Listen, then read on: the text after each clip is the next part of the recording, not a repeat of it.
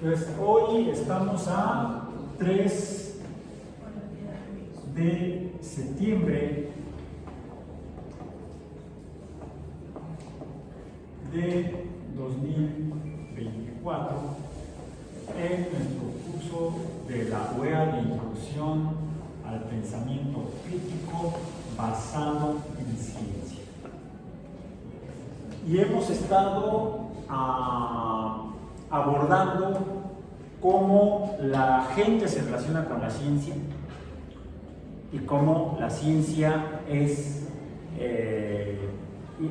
interpretada, usada, entendida por la gente. Ya lo vimos en cuanto a los medios de comunicación, por ejemplo, los medios cuya responsabilidad social sería brindar información a la gente, sea información nueva de algo que acaba de suceder, la news, las noticias. Y eso sería una noticia, algo nuevo, algo inédito, algo que está, un evento que está sucediendo, algo que acaba de suceder, que se comunica a la gente, que no tiene por qué ser algo malo.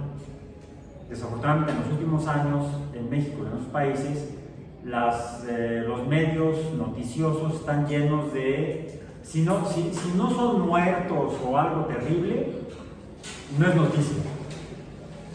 A mi modo de ver, es una perversión de lo que es el objetivo del periodismo, que es informar. ¿Informar qué? Todo. Tanto lo que sea útil como lo que, siendo nuevo, pudiera no tener ninguna utilidad práctica, pero que contribuye incluso al enriquecimiento cultural de la gente. El hecho de que haya una exposición de pintura, una obra artística, no sé, hasta un festival en el pueblo de junto, donde están celebrando las fiestas, ya vienen las fiestas de octubre, el mes que entra, estamos en septiembre. Entonces, más, ya están hasta vendiendo pan de muerto, que es de noviembre. Bueno, estamos en el mes de la patria, o de la matria, dicen por ahí también. La mother. Es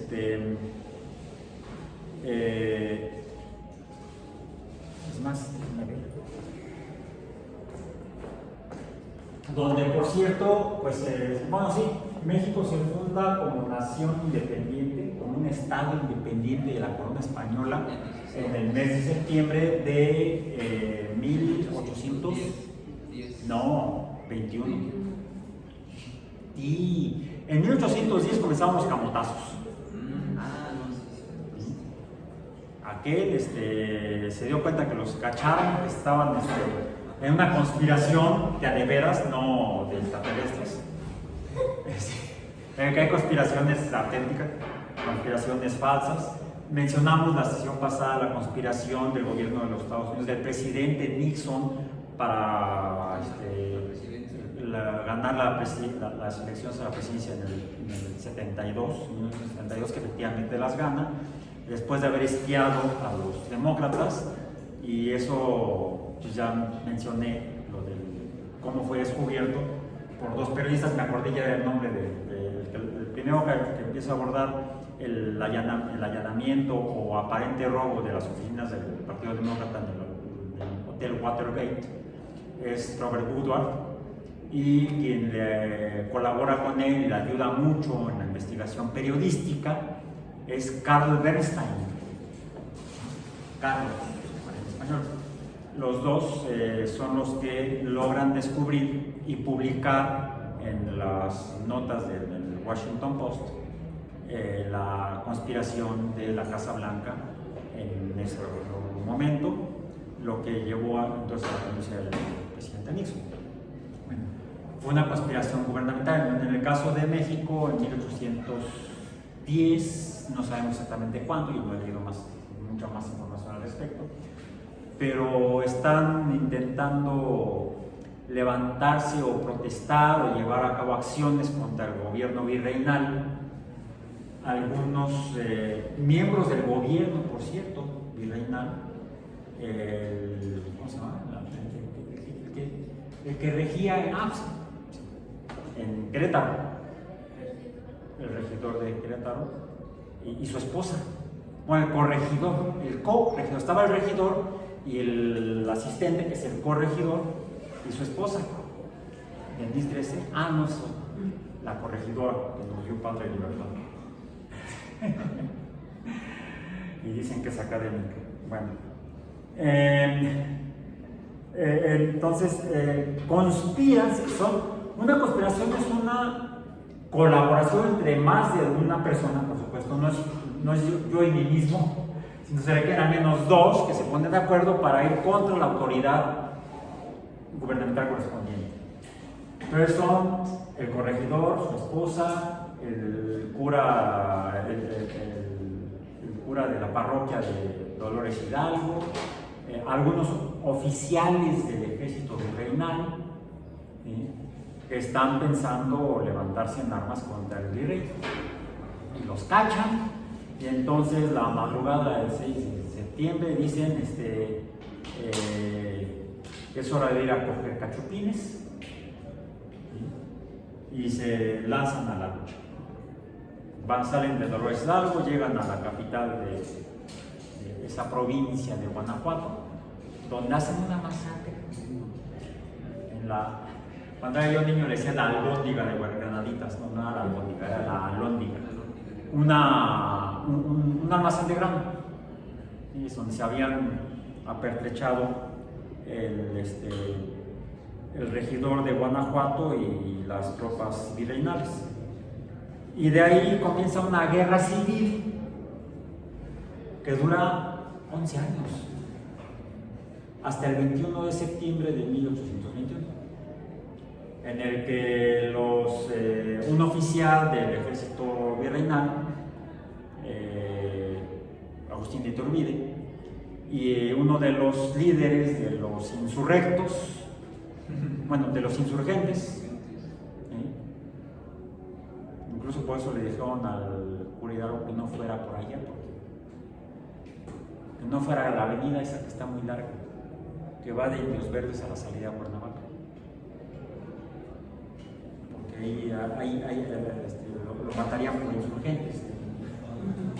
Entonces mejor no se vaya por ahí, no se vaya por insurgentes porque lo van a matar. No, lo agarraron en Chihuahua en 1811.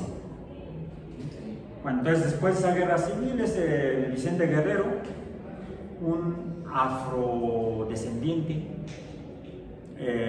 hace un pacto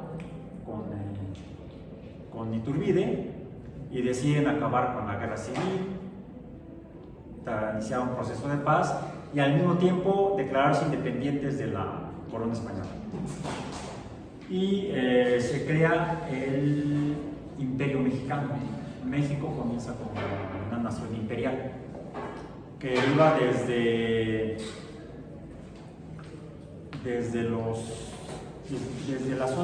la sierra volcánica que está al sur de Canadá, que eran provincias británicas en aquel momento, hasta el istmo de Panamá, sin contar a Panamá, porque Panamá era parte no recuerdo si era colonia o era otro virreinato, que es lo que actualmente son Venezuela, Colombia y Panamá. De hecho, todavía Panamá era parte de Colombia hasta finales del siglo XIX. Esa es otra historia. Bueno, entonces México iba desde ahí hasta... Eran más de 2 millones de kilómetros cuadrados. No más de 2 millones. Eran 4, no sé, era un montón. Ahorita tenemos menos de 2 millones de kilómetros cuadrados. Eran como más de 4 millones de kilómetros cuadrados. Más de 4 millones de kilómetros cuadrados. En 1821. Y después, pues, México evoluciona, pasa por varias etapas de los gobiernos cambian, donde invitamos gente a vivir a México y pasan cosas. ¿Sí? La gente que viene de otros países a vivir a México decide que no quiere ser, se quieren separar y de otros países reciben apoyo, y entonces guerras civiles, 1836, ¿sí? Después de que el ejército mexicano gana una de las primeras batallas contra los insurrectos de Texas en el Álamo, en la ciudad de ¿cómo se llama? El Álamo está en Texas, pero está en ¿cómo se llama la ciudad donde está? Se me fue el nombre. Bueno, ahí aplastan la rebelión, incluso se echan a un diputado gringo, a David Crockett, que vino a participar en la rebelión, y pues, se lo echan. Pero en una batalla posterior, los insurrectos capturan al presidente Santa Anna, y entonces les concede la independencia a Texas, que habían tenido ayuda del gobierno de los Estados Unidos. Entonces se hace una especie de armisticio y reconocimiento en el cual se acuerda, se ponen de acuerdo en que, ok, Texas tiene la independencia, pero no puede pasar a formar parte de los Estados Unidos de América. Bueno, como suele suceder, se lo pasan por el Arco del Triunfo, que está en París, y incorporan a Texas, y entonces hay otro conflicto bélico que dura 3 años, bueno, 2 años y medio aproximadamente, desde 1846 hasta 1848, cuando en septiembre del 47, entre el 13 y el 15 de septiembre del 47, cae la Ciudad de México en manos del ejército norteamericano. Entonces izan la bandera en el Palacio Nacional, arriba de Zahara. Después, bueno, se hace el Tratado de Guadalupe Hidalgo. Hay de aquel que deje algo, y si llevamos, se vamos a montar. Más de 2 millones de kilómetros cuadrados. Ahí día pues ya acabó. Pues no, porque me encontré un documento fechado que me permite suponer que la historia continúa con base en evidencia, no es chisme, aquí está la evidencia. Dice la anexión, bueno, mal leído en español sería la anexación, sería como cuando el gatito habla con Karen. No, la anexión de México será la forma en la que paguemos la deuda nacional. Está en inglés. The annexation of Mexico, the means of paying the national debt. Carta al presidente Johnson de Andrew J. Wilcox, Baltimore, diciembre 9 de 1865. ¿Cuál deuda? ¿Los Estados Unidos tenían deuda? Sí, tenían deuda, porque habían salido de una guerra civil entre 1860 y 1864, en la cual la mitad de más o menos la mitad de los estados del sur se escindieron, se separaron, se segregaron de los estados del norte, de la Unión de los Estados Unidos de América, para crear los Estados Confederados de América, la Confederación de Estados Unidos. Entonces, en 1864 termina la guerra, la pierden los confederados, la pierde el sur, y pues reintegran a los estados del sur a los Estados Unidos, pero pues las guerras cuestan. Entonces se quedan endeudados y ¿cómo le hacemos para pagar? Pues lo que se proponen es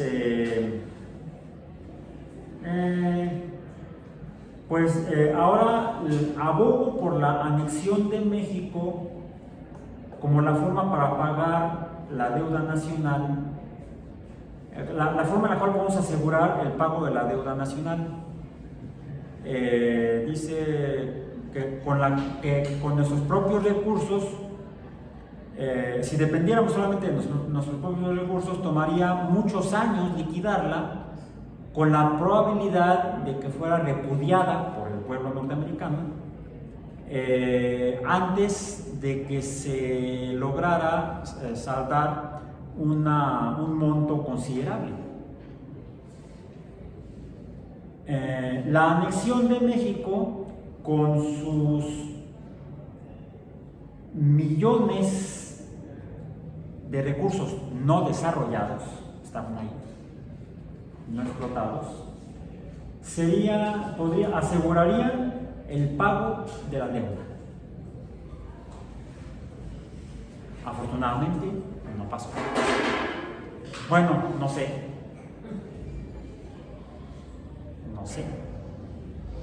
Bien. Entonces, esta es una forma en la cual, mediante documentos históricos, textos, cartas escritas entre políticos, podemos probar que ha habido algunos hechos históricos poco conocidos. Como que esas noticias no llegan a los medios de noticias.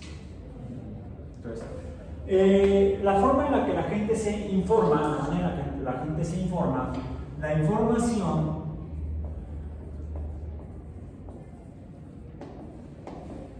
es necesaria para la toma de decisiones. Y por eso la información requiere estar documentada.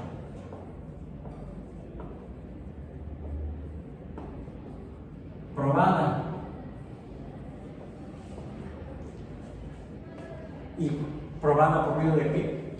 Evidencias.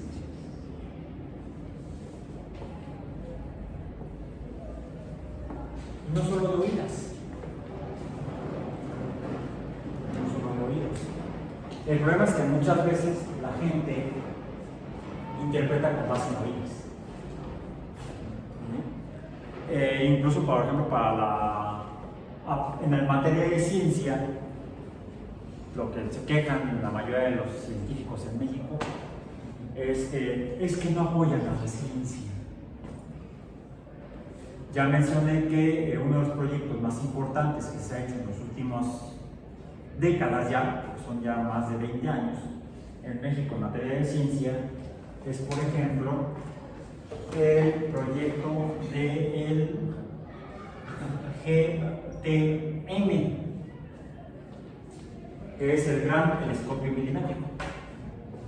Bueno, el Gran Telescopio Milimétrico fue una idea planteada en 1991 y finalmente se empezó a construir a partir del año 2000. Para 2010 todavía no estaba en operación. Se tomó mucho tiempo, pero el principal problema era que la información que se manejaba por parte de los tomadores de decisiones de aprobar la lana, esto es aprobado por los diputados.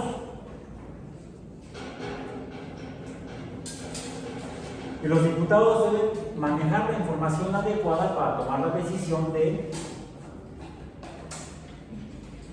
apoyar con fondos, bueno, no apoyar, simplemente fondear, financiar el proyecto. ¿Es realmente razonable pensar que habría que apoyar la ciencia, apoyarla? O quizá es bueno decidir meterle dinero a la investigación científica en diferentes temas, hasta temas aparentemente no útiles, porque ¿para qué nos sirve saber que en el centro de la galaxia hay un hoyo negro? Imagen que ahora tenemos, con la imagen que se ha construido de cómo se vería si se pudiera ver, que no se puede ver, el hoyo negro, porque es negro, y es negro, se ve negro porque absorbe la luz. Sin embargo, emite radiación en el proceso de cómo interactúa lo que es el hoyo negro con el entorno. Por ejemplo, emite la radiación de Hawking. Bien. Y esa radiación se puede detectar con radiotelescopios. Emite rayos X y otras formas de radiación electromagnética no visible. La luz es radiación electromagnética, pero hay mucha más. Por debajo del visible, en cuanto a cantidad de energía, estarían la luz infrarroja, no la vemos, la sentimos como calor, pero no la podemos ver.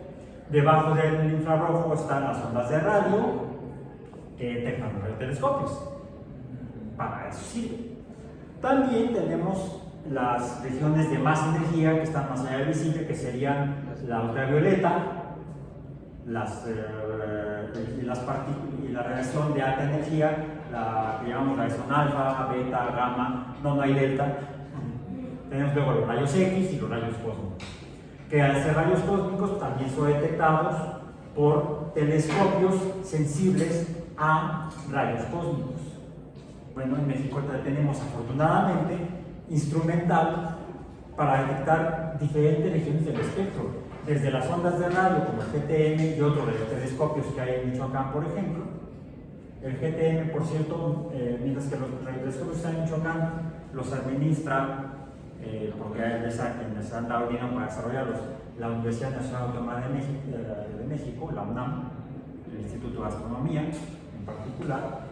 El gran telescopio milimétrico, Alfonso Serrano, ese lo administra y lo opera el Instituto Nacional de Astronomía Óptica, no, de Astrofísica Óptica y Electrónica, el INAOE, que depende directamente del CONACYT. Antes era el CONACYT, le pusieron ya la H, humanidades, ahora es el CONACYT, que es el que recibe el dinero que aprueban los diputados para que lo otorgue Hacienda al CONACYT, y el CONACYT lo pasa al INAOE y el INAOE lo usa para operar el GTM. ¿Y para qué nos sirve saber que hay ese hoyo negro y se ve así como en esa imagen con cosas anaranjadas?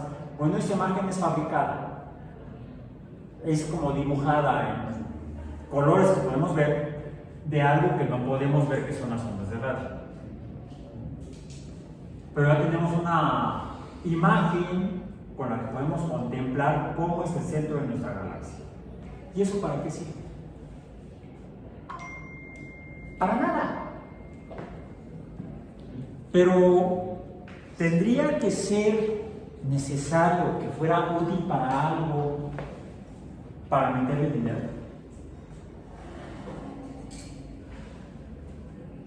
Pregunto, y quiero que alguien me responda, no necesariamente es para poner a trabajar acá la maquinita. Porque muchas veces se interpreta de manera diferente la provisión de dinero para proyectos científicos, muy comúnmente en México.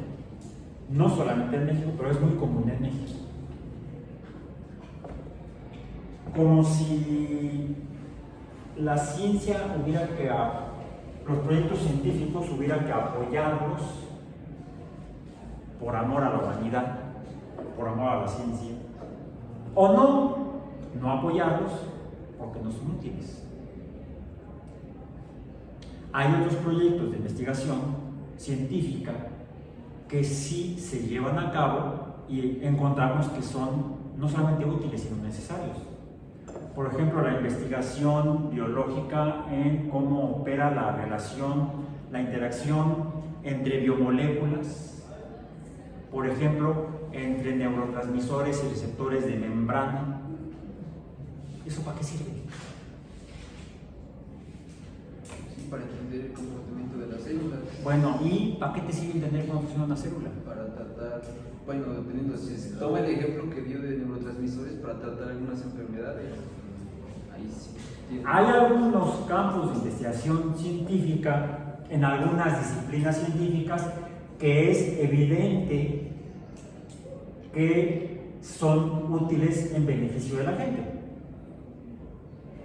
Quizá al saber cómo la causa molecular de los ataques epilépticos o de enfermedades neurodegenerativas, si sabemos cómo funcionan, podamos hacer algo al respecto.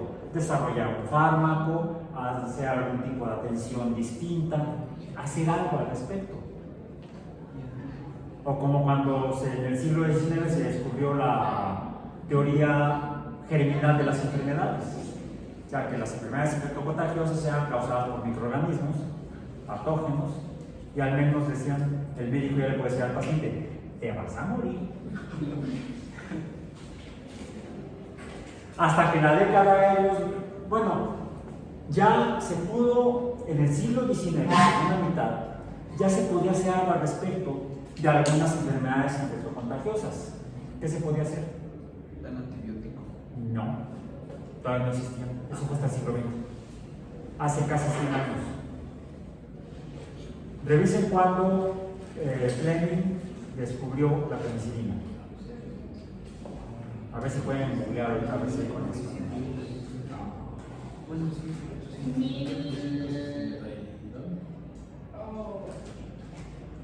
La clase pasada me mencionaron lo de la insulina. 1928. 1928.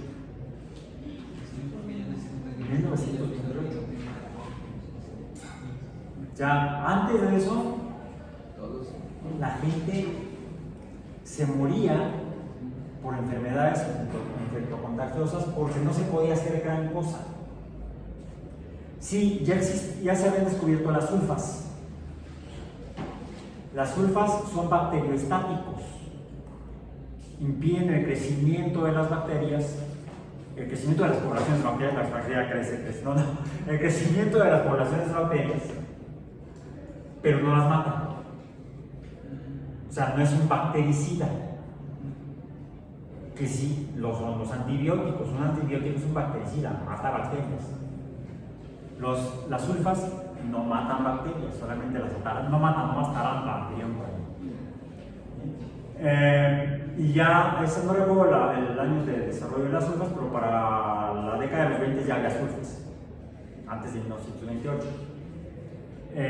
Pero había otras enfermedades infectocontagiosas causadas por bacterias, como la fiebre puerperal, que una vez que le daba a la gente, de hecho por eso mi padre no conoció a su mamá, a mi abuela. Mi abuela murió pocos días, como una semana después de que nació mi papá, por fiebre puerperal. La mortandad perinatal era altísima, tanto de las crías, los bebés, como de las madres. A veces iban los dos después del nacimiento. Bueno, se hizo algo al respecto cuando Samuel Semmelweis, un médico, creo que húngaro, del siglo XIX, la segunda mitad del siglo XIX, él fue el que descubrió, fue uno de los descubridores de que son microorganismos los que causan infecciones, como la fiebre puerperal. Él lo hizo haciendo inferencias, trabajaba en un hospital que tenía dos secciones, una atendida por matronas en la parte de maternidad y otra atendida por médicos. Y a él le llamaba la atención que era mayor la mortandad perinatal en la sección donde trabajaban los médicos que donde trabajaban las matronas. Quizá pues que les decían matasanos a los médicos.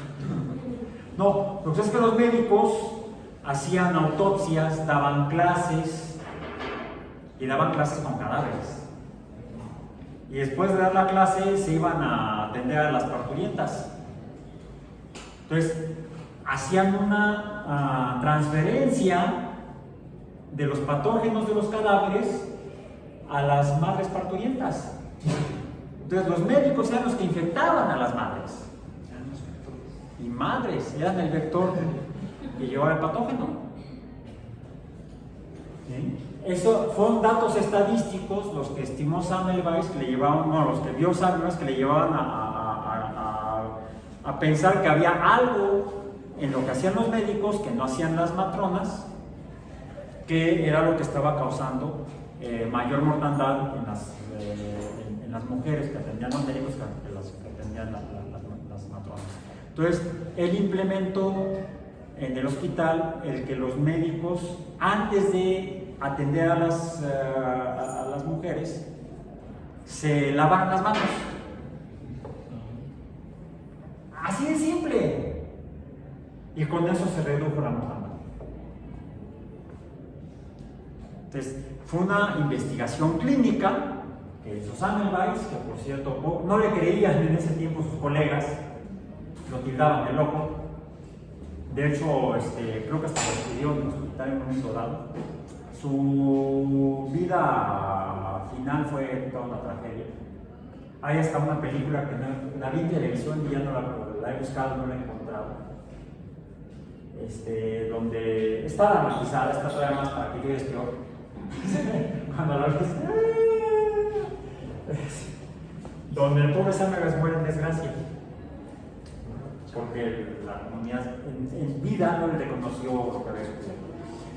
Un descubrimiento paralelo, sí, más o menos en la misma época, es el que hizo un químico, no un médico, Louis Pasteur, que descubrió por sus intereses en cuanto a el trabajo que hacía en la industria vinícola francesa. Él estudia las levaduras y busca cómo alargar la vida de los vinos y desarrolla entonces el proceso de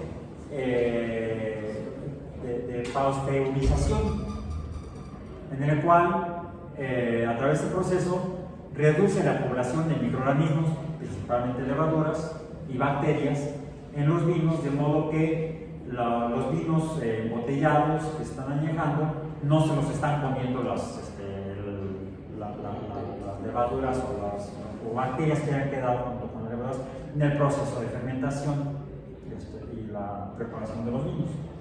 Entonces, hay los experimentos en los cuales demuestra, por ejemplo, también estudia algunos agentes patógenos. Otro es Robert Koch, en el centro de Europa, en lo que sería Alemania después. Él desarrolla, junto con Jenner, el concepto de ¿qué hicieron Jenner, Koch y Pasteur? Vacunas. Desarrollaron la vacunación a partir de medio entender cómo funcionaba la inmunidad. Entonces, probablemente fundan ellos tres dos líneas de investigación médica, científica: la inmunología y la vacunología, que resultan muy útiles para las personas y para, no solamente para como vacunación directa hacia los humanos, sino incluso el desarrollo de vacunas para el ganado, por ejemplo. Entonces contribuyen también a la mejora de la industria ganadera, porque también de repente en una granja avícola las gallinas se enfermaban y se propagaban enfermedades infecciosas. Como ahora lo sabemos, hay patógenos que afectan a todos los seres vivos, patógenos microscópicos, tanto bacterianos como, vamos a decir, animales microscópicos, como los que no se pueden ver hasta la década del 30 del siglo pasado, cuando se desarrolla el microscopio electrónico. Los viruses. ¿Virus? ¿Un virus o un virus? En español es. Todo esto la gente lo conoce, la gente lo sabe.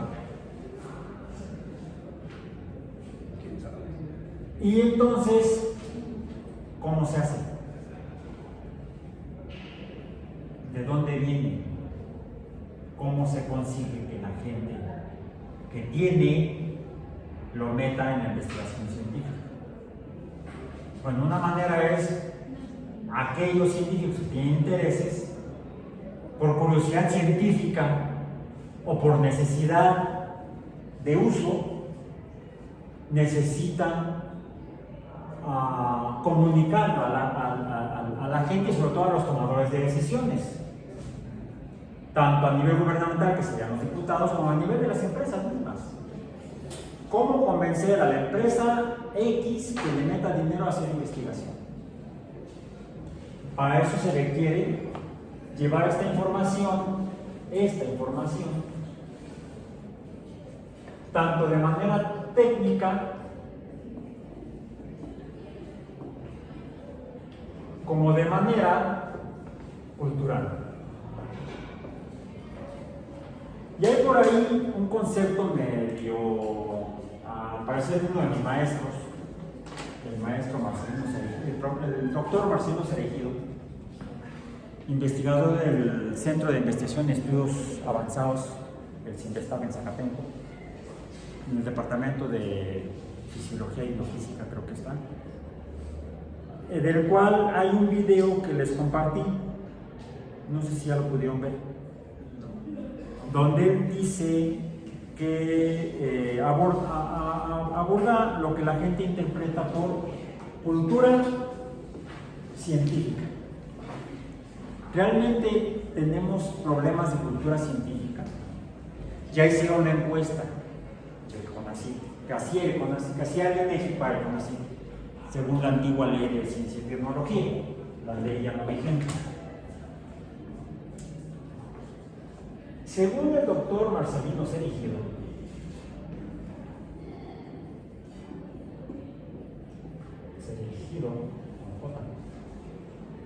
la gente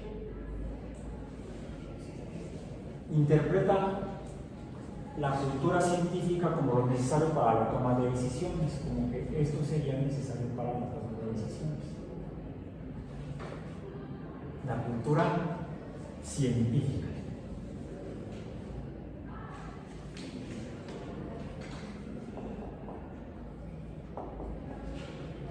La cultura científica.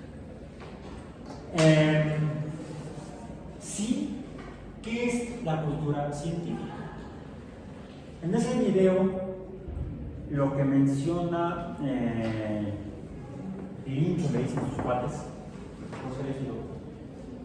es que la cultura científica es lo que se puede adquirir a través de la escuela si funciona bien la educación en ciencia, ¿sí? O al menos con los contenidos que existen en los libros en ciencias, los libros de ciencias. ¿Qué es lo que viene en los libros de ciencias? Por ejemplo, los que revisamos la última sesión.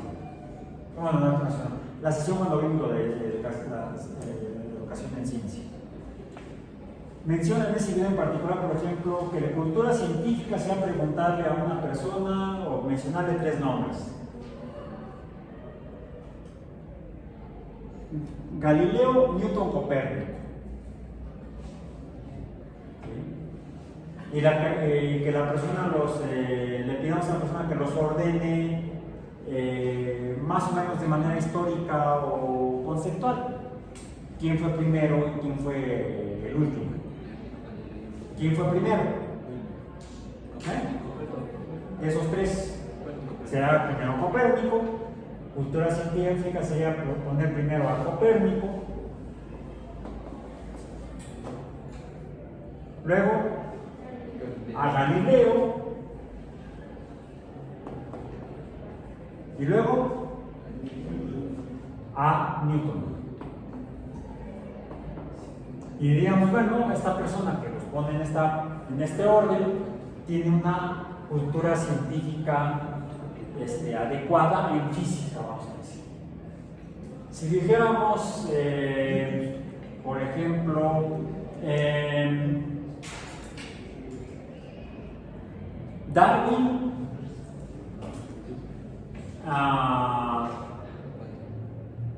Watson ¿Y quién será? Es que está medio difícil. Porque Mendel y Darwin fueron contemporáneos. ¿Y quién sería bueno en el ámbito de la biología? Alfonso Herrera.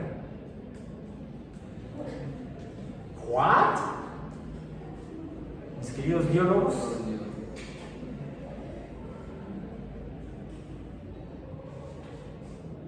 ¿dónde vivían? ¿O dónde trabajaban? Darwin, ¿dónde trabajó? Diríamos Darwin en las Galápagos. ¿Sí? Bueno, por poner un lugar, es un buen dato cultural. Darwin trabajó en las Galápagos. Watson y Crick, ponemos a los dos, ¿dónde trabajaron? En Estados Unidos. En Inglaterra. Bueno, Watson luego se regresó a Estados Unidos y trabajó en Boston, no me acuerdo cómo se llama el laboratorio, pero trabajó en Boston. Crick se quedó en Inglaterra, él era inglés. Entonces trabajaban en particular en Londres, en Inglaterra, en el Cavendish. Y Alfonso Herrera,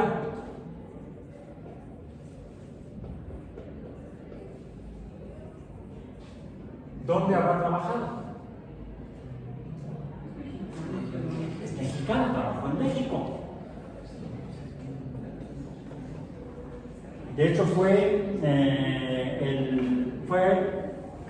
el fundador de la primera cátedra de biología en la universidad.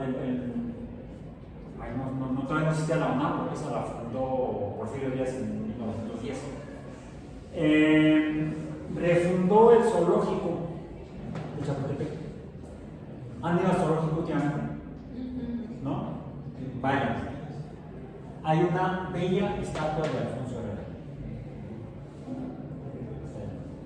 Entonces, conocer esto es cultura científica en biología.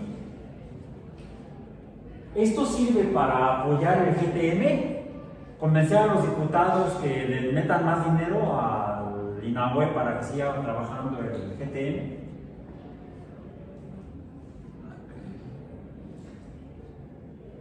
Lo que dice mi maestro, Marcelino Cerejido, es que lo que se requiere es no una sociedad con una cultura científica. No, entonces, ¿qué? Se requiere una sociedad con una cultura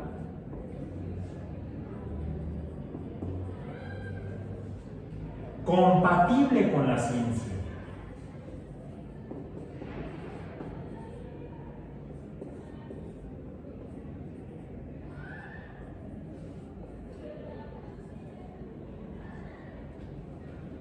Incluso hasta para lo que es de beneficio para la gente, la ciencia aplicada, vamos a decir. Porque no ser así nos crea problemas. Y lo ha hecho. Yo recuerdo que hace algunos años, hace como unos 25 o 30 años, más o menos, en México todavía podías, te sentías mal. Digo, ahorita no. Podrías ir a la farmacia, comprar un antibiótico y tomarlo. Y ahora ya no puedes. ¿Por qué? ¿Qué te piden? La receta. ¿Y eso por qué? ¿Por qué sucedió? Una causa práctica descubierta por medio de la investigación científica, que fue la operación demostramos experimentalmente, no solamente en México, en el mundo, que Darwin, la teoría de la evolución por selección natural, funciona, explica cómo funciona la naturaleza de los seres vivos, cómo evoluciona. El uso indiscriminado de antibióticos de manera inadecuada, o sea, no compatible con lo que dicta la ecología. No era la evolución, no, es la ecología. Es la ecología. El crecimiento de poblaciones es un tema de estudio de la ecología. Cómo crecen las poblaciones, de lo que sea, tanto de conejos como de bacterias y virus. ¿Cómo es el crecimiento? Es exponencial. Es que no entendían los periodistas, ¿no? Es que doctor Gatel ya es exponencial. ¿Qué querías que fuera lineal? No. El tamaño de la población en función del tiempo tiene esta forma. En términos simples es P es igual a T a la E. O T por E a la X, no sé. Sería, no, es E a la T. E a la T, es la variable X. Más o menos, ¿no? Vamos a poner lo que es aproximadamente. ¿Ok? Es aproximadamente. Pues sí. Hasta que aparecen aquí los factores limitantes. Limitantes, no el límite de la función, es otra cosa. Los factores limitantes. Y entonces la población disminuye.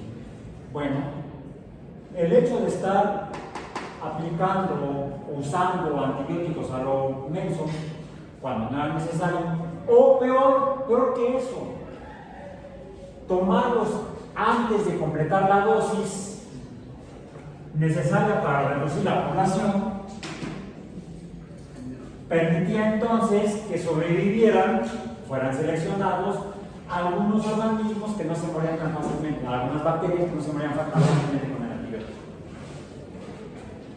Y esto dio lugar a la evolución, a la aparición por selección natural, porque la gente lo hacía de manera inconsciente, no era a propósito, no era artificial, no era selección artificial. La selección artificial es la que hacemos en la domesticación.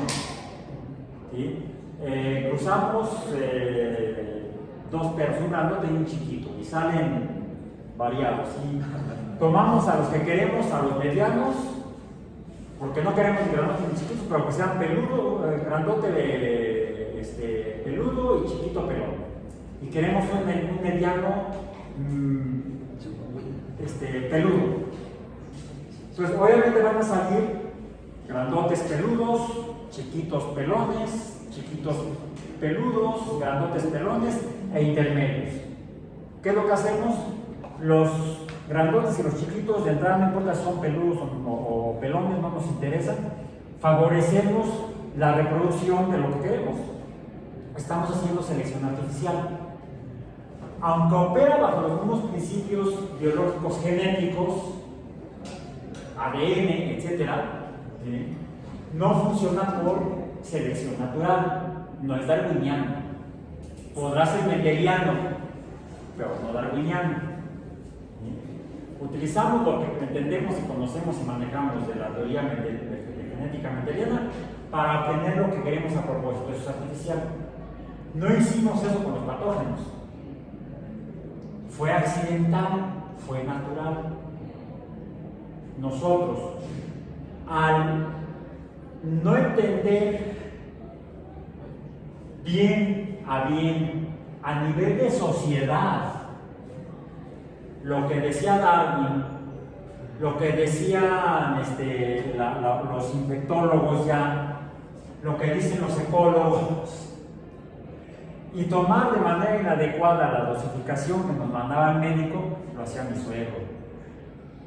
Enfermaba, iba con el médico, le daba la receta, compraba el antibiótico, se empezaba a tomar. Me acuerdo que me decía mi suegra que se la estaba regañando. ¿Ya tomaste el antibiótico? No, ya me siento bien. ¡No! Tenía que tomarse la dosificación completa, ahora son como 10 días, ¿no? Más o menos. 7. Entre 7 y 10 días, dependiendo de qué tan jodido esté uno. Sí, es la magnitud de la población que estábamos dando en la torre. Entonces, requerirá mayor tiempo para que aplane la curva y reduzca la población. Si la población no se ha reducido suficiente y eliminamos la dosificación, pues los sobrevivientes se van a seguir reproduciendo, y dentro de esos, los que tienen las mutaciones que les permiten, por ejemplo, metabolizar el antibiótico. ¿Sí? Los que no tienen las enzimas, porque no tienen los genes para metabolizar el agente enemigo, el agente ajeno, que les modificaría un algo que termina matándolos, pues van a sobrevivir y se van a reproducir preferentemente, como lo decimos artificialmente, con los perros medianos peludos. Funciona igual, solo que a través de mecanismos diferentes. Uno es voluntario, antropogénico, lo hacemos los humanos, es tecnológico, y el otro es natural. Entonces, el no entender esto, el no tener una cultura compatible, que la compatibilidad sería que la acción sea con base en ciencia, con base en la comprensión de la ciencia, nos genera problemas. Es por eso que no solamente es importante hacer mejor educación en ciencia, mejorar los materiales educativos, libros de texto, las estrategias didácticas y pedagógicas, los planes y programas de estudio. No solamente hay que mejorar eso, hay que mejorar las deficiencias en la comunicación pública de la ciencia, porque tanto se aprende en la escuela como se aprende a través de los medios. De modo que la gente, la sociedad, tenga una cultura más compatible con la ciencia. Recuerdo haber visto en algún programa de televisión hecho en México, lo que creo que eso era nada más en la televisión, espero que no haya sucedido en la realidad. Estaba también medio discriminatoria la escena que vi, porque resulta que presentan a cuadro a un señor que tiene un hijo, un niño pequeño, aparentemente vienen de algún lugar muy lejano o olvidado de ahí en el país, con cada vez hay menos, ¿sí? Un hombre quizá sin escolaridad o una escolaridad mínima, que tiene un hijo, que viene a la ciudad con mucha gente, o van a las ciudades grandes a buscar mejorar su vida. El hijo enferma y alguien le ayuda a llevarlo con el médico, ¿sí? Y entonces el médico atiende al hijo, le da la receta al papá y le dice: póngale esto al niño, ya se va. Y entonces sale a la calle, se sienta,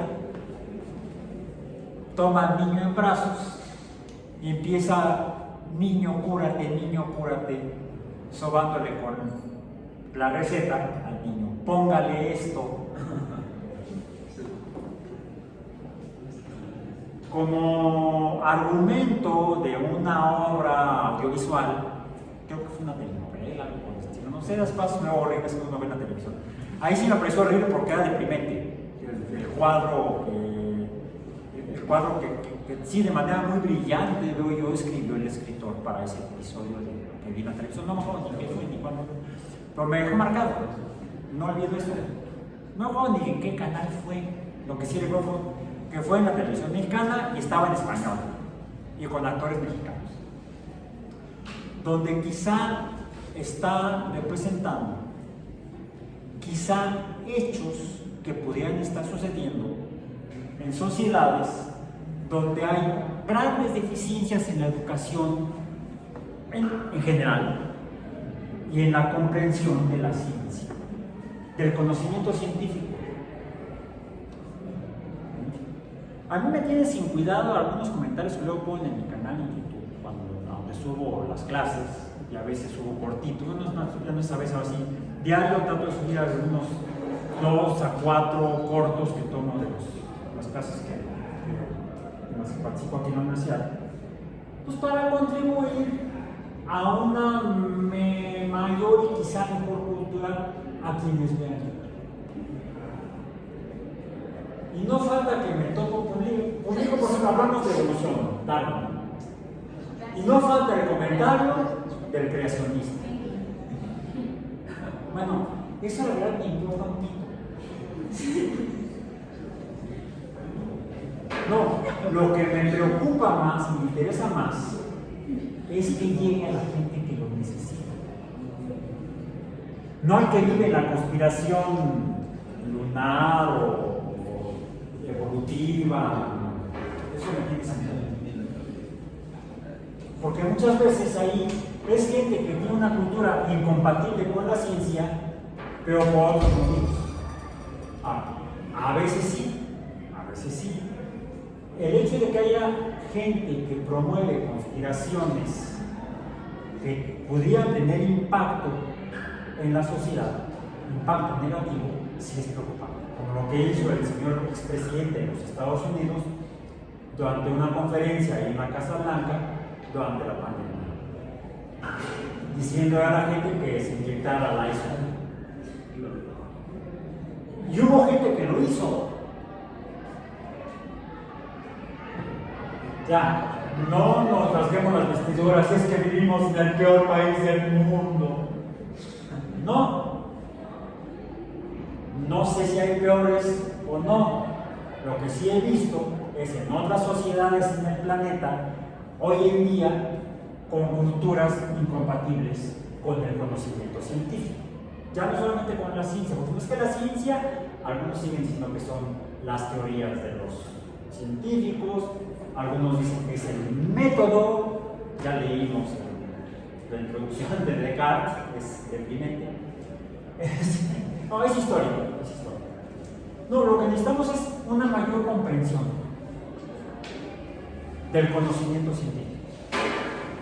Y a eso contribuye la educación. Cuando participen ustedes ya como educadores en ciencia, cuando tengan la oportunidad o el gusto por hacer, o a veces la necesidad, puede ser las veces, a través de los medios, quizá colaboren con medios de comunicación, ya sea porque trabajen directamente en los medios o porque trabajando en algún centro de investigación como haciendo ciencia, los lleguen a entrevistar porque lo que descubrió es importante o lo que descubrió es más, pero ustedes saben el tema, se les van a acercar a los periodistas. Cómo dar la entrevista, cómo responder, incluso cómo ayudar a la entrevistadora a que la información que proporciona a la sociedad sea útil para esto.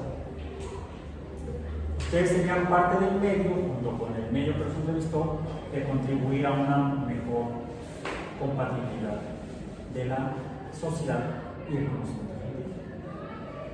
Entonces pueden ser a través del trabajo en ciencia, de la generación de conocimiento, como investigadores, haciendo investigación, o en la docencia, o en la comunicación. Y a veces también trabajando en otros ámbitos con su expertise y conocimiento científico, como afortunadamente conozco varios, me ha tocado con exalumnos que trabajan en las brigadas antibombas de la policía, o que trabajan como peritos en análisis de ADN, o que trabajan como laboratoristas muchos trabajaban como laboratoristas durante la pandemia, haciendo las corridas de PCR porque los UFBs no sabían. Muchos virus experimentales consiguieron chapa así, porque manejaban las técnicas de PCR que los UFBs no manejaban. Entonces, hay diferentes ámbitos en los cuales pueden ustedes trabajar, o a través de otras actividades en las cuales, sin que uno esté directamente haciendo o hablando de ciencia, está contribuyendo a través de las artes y otras actividades sociales a mejorar la compatibilidad, la comprensión de la gente común y corriente, que no tiene por qué tener formación seria ni alta en ciencia para beneficiarse por la ciencia, incluso hasta por un método, cómo cocinar mejor, o la comprensión del conocimiento científico, sea útil o sea aparentemente inútil.